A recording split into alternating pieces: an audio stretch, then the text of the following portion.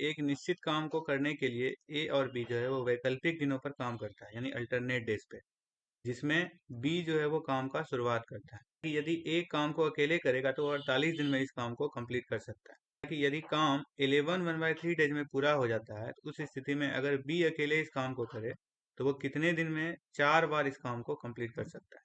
तो जैसा कि हमको प्रश्न में दिया हुआ है कि ए अकेले अगर काम को करता है तो कितने दिन में करता है, 48 डेज में। उस हिसाब से हम मान लेते हैं कि हमारा जो टोटल वर्क है वो क्या है, 48 यूनिट है। कहने का मतलब ए का एफिशिएंसी यहाँ से कितना हो गया, 48 यूनिट काम करता है 48 डेज में, यानी ए का एफिशिएंसी क्या हो गया, 1 यूनिट पर डे। अब आते हैं दिए गए सिचुएशन में। तो बोल रहा है कि ए और बी अल्टरनेट डेज पे काम करता है, जिसमें काम का स्टार्टिंग कौन करता है, बी, और काम टोटल जो है वो 11 1/3 डेज में कंप्लीट हुआ है। 11 1/3 डेज में अगर हम लोग ए और बी के कंट्रीब्यूशन का बात करें तो जैसा कि हमको दिया है, काम स्टार्ट कौन किया है, बी, यानी पहले दिन बी करेगा, फिर तीसरे दिन करेगा, फिर 5वें दिन करेगा, फिर 7वें दिन, फिर 9वें दिन और फिर 11वें दिन। वहीं अगर बात करें ए का तो वो दूसरे दिन काम करेगा, फिर चौथे दिन, छठे दिन, फिर 8वें दिन, फिर 10वें दिन और फिर 12वें दिन। तो इस हिसाब से आप देख सकते हैं कि अगर हम बात करें ए के कंट्रीब्यूशन का तो कितना हो जाएगा, 1 डेज, 2 3 4 5, और 12वें दिन जो है वो 1/3 डेज तक ही काम हुआ है, यानी ये जो है वो 5 1/3 डेज तक काम किया है। वहीं अगर बात करें बी का तो बी किस किस दिन काम किया है, 1 2 3 4 5 6, टोटल 6 दिन हमारा बी काम किया है। दिस इक्वल टू हमारा क्या हो जाएगा, टोटल वर्क। तो टोटल वर्क हमारा क्या है, 48 है।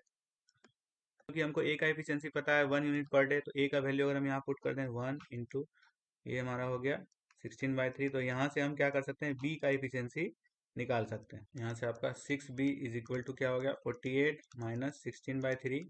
यहाँ से b का वैल्यू हमारा क्या आ गया, 64/9, यानी ये हमारा क्या हो गया, b का एफिशिएंसी हो गया 64/9 यूनिट पर डे। अब हमसे पूछ क्या रहा था कि b अकेले जो है वो इस काम को कितने दिन में 4 बार पूरा कर सकता है।